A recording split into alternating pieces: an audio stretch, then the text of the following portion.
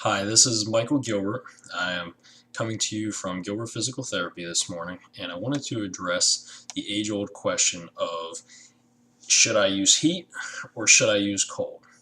We get asked this all the time in the clinic, varying injuries, varying presentations, ages, and so forth. So everybody always wants to know, should I put heat on something or should I put ice on something?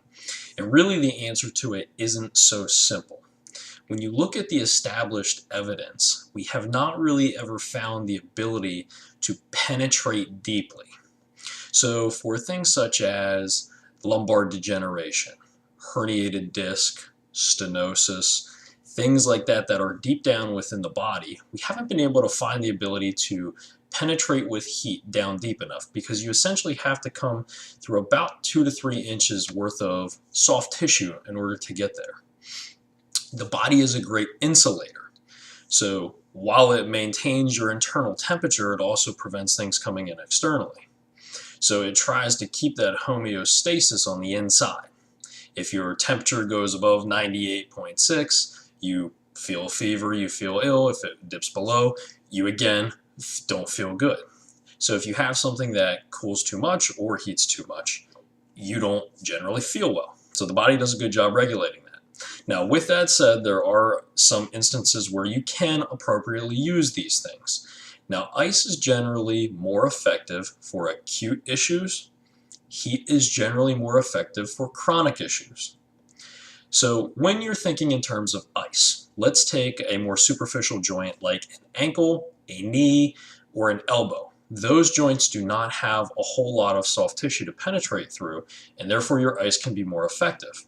So with acute injury, and this would include directly after you have injured a body part, this would include after activity as such, if someone goes on a run or you've done a lot of walking on a certain day, done a lot of stairs and the joint is inflamed and hurts, you can then put ice around it. Now you have to put ice around it sufficient enough to cover the joint, and you want to leave it on for 20 minutes.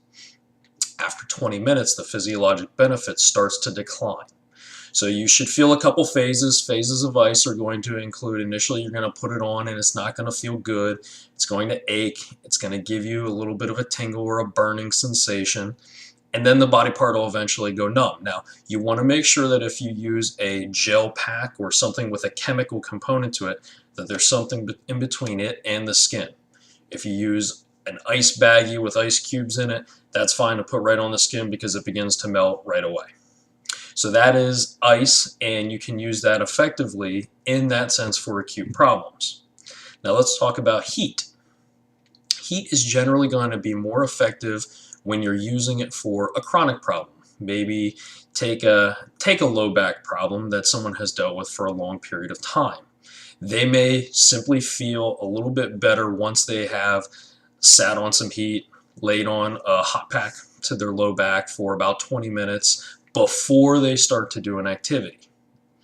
So this isn't going to correct the back problem. It is just simply going to be one of those feel-good measures that may get you moving, and essentially you would want to use it as a tool to do a movement that would help create a better internal environment of the back, because ultimately you want to change the way that the structures are operating so that the back problem goes away.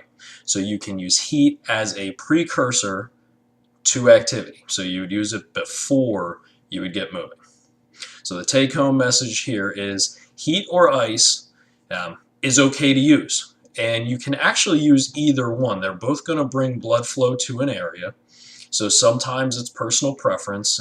You can use either one in a variety of different situations. But generally speaking, if something is inflamed, red, hot, you do not want to put heat on it.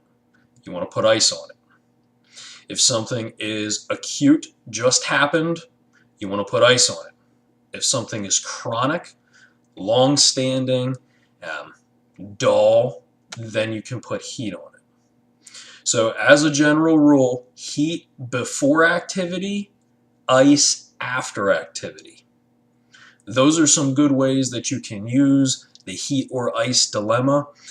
Ultimately, if you have a question on that, certainly you can consult with your medical provider, a physical therapist, a physician, and they can give you further guidance on what to do.